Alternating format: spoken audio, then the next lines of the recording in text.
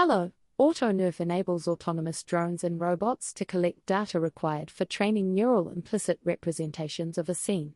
During the exploration policy training phase, an exploration policy is trained using intrinsic rewards in a set of training environments. One of the key advantages of AutoNeRF is its ability to generate high-quality implicit map representations using data collected by autonomous agents. Autonomous robots and drones typically have two primary phases: exploration policy train and AutoNeRF training.